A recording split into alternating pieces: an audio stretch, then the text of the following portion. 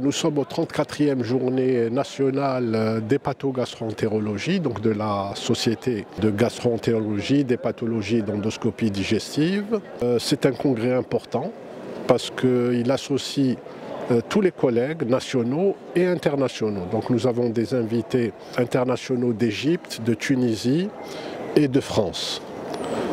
C'est un événement qui rassemble les gastro-entérologues locaux, qu'ils soient en pratique libérale ou en pratique hospitalière. Et quand même c'est important parce que c'est notre événement, le premier événement important post-Covid. Vous savez, depuis 3 ans, on ne faisait que des congrès en virtuel et cette fois-ci, on se rencontre enfin. Et bien sûr, on a une pensée pour nos collègues disparus parce que la pandémie a été difficile pour certains d'entre nous. Les sujets phares de ce congrès, d'abord, il y a toujours la formation médicale continue.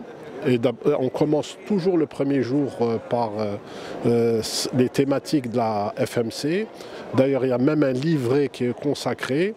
Et ça permet à tous les gastro-entérologues et ceux qui s'intéressent à la gastro-entérologie de mettre à jour leurs connaissances. Ensuite, les thèmes choisis, il y a les maladies inflammatoires de l'intestin. Et cette année, on a choisi une table ronde sur le cancer gastrique. Et aussi, il y a des ateliers. On n'a pas oublié le paramédical parce que le premier jour, les ateliers étaient consacrés aux paramédicaux sur 2 sujets.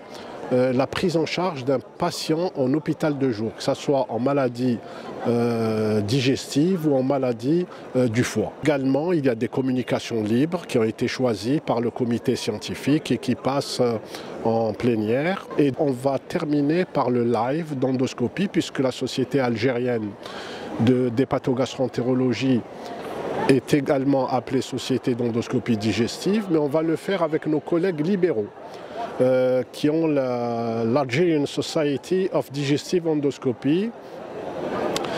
C'est une collaboration étroite, amicale, et elle permet de réunir nos forces pour faire un très beau live. On aura donc 2 professeurs d'Égypte, Hussein Okacha et Madame Sheima Al-Qolli, également de France, notre compatriote, mais qui est chef de service à Tours, le professeur Moussa Tadrefa.